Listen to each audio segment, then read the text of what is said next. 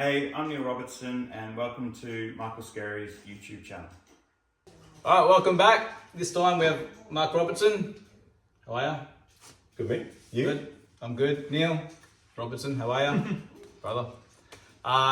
In this one, we're going to do a Scotch doubles. So either one of them are going to break and then they're going to take it in turns and see if they can run a rack. Right, yeah. Remember last time we did Scotch doubles? We're on for a 147. Do you remember how the start of that frame happened? I don't remember how the start. I remember. They broke. This was probably about maybe 14 and 16 or something. They broke.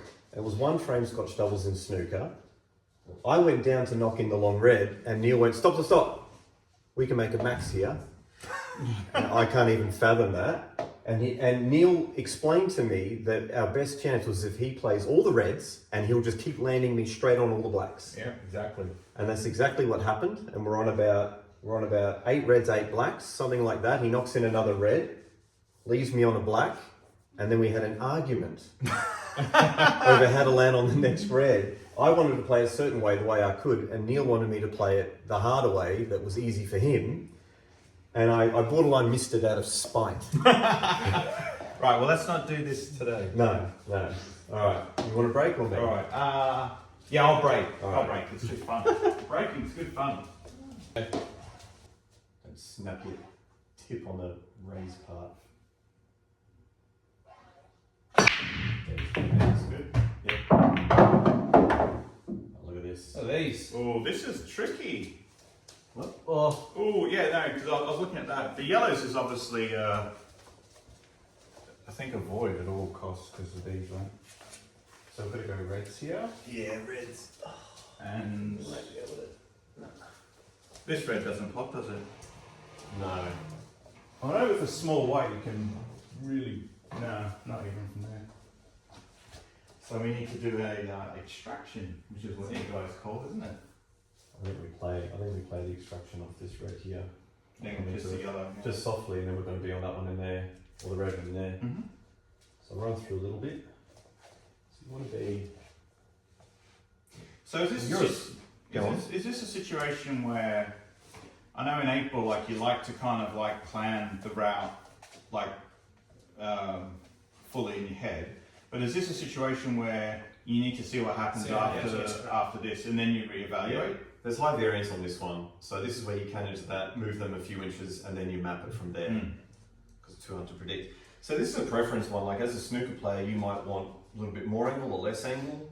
Yeah, I mean, if you just like the soft, if you just run it through, I guess I'd like to play it with a bit of pace because I'd like to be able to get the white back out, kind of. No, you play that with You know, pace. Well, if you're playing Not like hard, but just like a nice. well, if you play Had a nice medium sort of pace cannon. So if you're playing that with pace, then do you want to be a bit thinner, so you can sort of like... Yeah, I mean, I guess I'd like to be around there. About there. Yeah, so just a tiny run through, not much. Yeah, I think that's about right. So the 8-ball player in me goes into this yellow quite soft, but... and the reason for that is your linking ball to that. Yeah, it just means I'm on this one or this one. Yeah. Yeah. So you're quite happy with the white being there? As long as you cannon this and I'm on one of them, it's fine. Yeah, because I don't want to cannon the yellow on and off the cushion slightly and it blocks that red in there. So I'd Yeah. like maybe look to cannon it like more to the yellow there where it's just out of the way, and then worst case scenario I've got this one or this one here. You can do that. I'm playing a very soft cannon, so the yellow moves like 2 inches. Okay. But if I'm not feeling it, if I'm not feeling good, then I'm playing it more how you're saying, in case I don't quite judge it right. Well, I guess for that ball to be on, it only has to move a few mil. Yeah, it doesn't have to be. Yeah, I wouldn't true. be moving it much at all. And you're going to be perfect on this one here. Yeah. Okay. Right, I'll try and play it at a slower pace.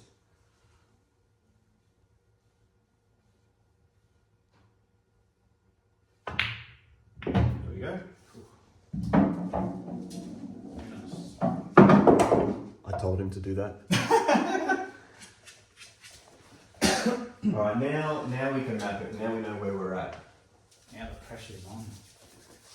All right, so the black goes in here because this red doesn't really transition onto any other ball properly. So now we know this is our last ball for the black. Is it? Do we not? I mean, I guess you could go 1, 2 down here, then there, and there, and there, and there. Or are we flying around the table too much at this point? Yeah. Yeah, we just want to keep it just nice and simple. Out of all the balls on the table, this one is probably the one that actually annoys me the most because it doesn't really go in any of the corners. So the way I would be trying to map this is I haven't worked out exactly yet, I'm just sort of thinking out loud. Taking on these two and then landing here, then I would actually be playing this one, leaving the white here, potting this, and then you come over to here because you can land anywhere along this whole path, and then it's black to the middle. If you go this one, then you're sort of coming out and then running up and down for the black. It gets a little bit funny. So for me, it's instant game over if we can get the white about here, because then we pot that and come up along this path. So if we can pot this, I haven't actually looked at it yet, and get the white about where that chalk mark is, in my opinion, the game is now instantly over because now they all link. So I was going to see if I can get that there. I might. So it's all about, it's like joining the dots. Yeah. So I'd be concerned about trying to do the pace. I might just glance the red and kill it behind the yellow. So I'd go this way and try and come around off 2 and just land a little bit low. Yeah. Just land a little bit low, not too low, but just a little bit low. And then we're playing that one white and up here. So I want to try and land around here. It's probably going to be a little bit closer about there.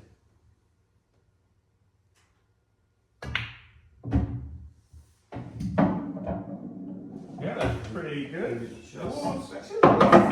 Just a tad thin. A little bit thin. Let's do that. Am I coming across this way? Yeah, another, just a little bit further that would have been fine. So I don't think we try and do anything too clever here. Although, I think I just play it off 2. I back myself not to flick the red and going off. To go here, is that what you mean? Maybe, yeah. If you misjudge it this way, you flip the red going off. Yeah, misjudge that's it what I that mean. way, you go straight in off. What about aiming for the yellow, maybe? But Yeah. So soft screw aside, soft screw and glance the cannon in the yellow. Yeah, I think this is one where you're playing for a soft cannon on the yellow. It's not really how I really want to play it, but this red goes in here, this red goes up in here. You're going to be pretty unlucky to not land on the ball. I mean, I could even hold it potentially. I think we'll just see. I think you might be able to hold it if you're good enough.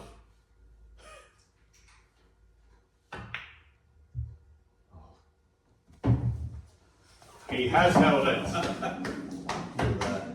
He's good enough. Pretty good, this guy. Alright, so now we go back to my original route. Right. We've hit that really good. So you've like run us off the road a bit, and I've like and I've got us back on the road. My brain and your brawn, and we make a good team. Alright, so I'm basically just dropping this in. If I drop it in, the white might go here, which is actually still not terrible. Yeah, I'd rather not be Rather bridging not? over any balls. Okay. Little baby screw then.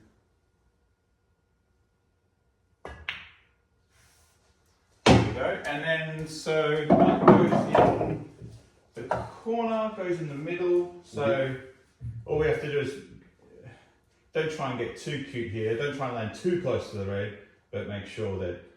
I'd like to be close to the road, please. Now, so how are you playing this? How's Me, I'm playing with a bit of right hand side. Yeah.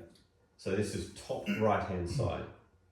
Yeah, I don't want to hit too low with right hand side because then I'm throwing the white here, and I don't really want to be going towards the middle pocket. So if I play with a bit higher and go higher up the cushion, then come at a good angle where you just sort of dropping the red in. That's it.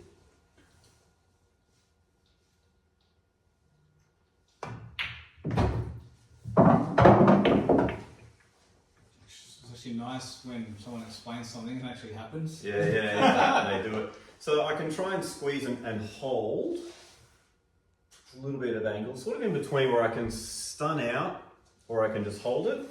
I think there's enough angle where I can hold it just with a little bit of left-hand side. Yeah. A little bit of left-hand side to thicken up the potting angle and take the pace out of the white.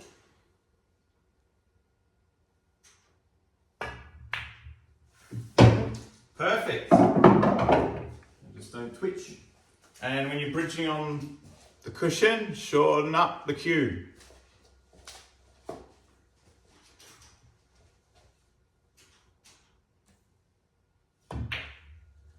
There we go. I found myself a new doubles partner.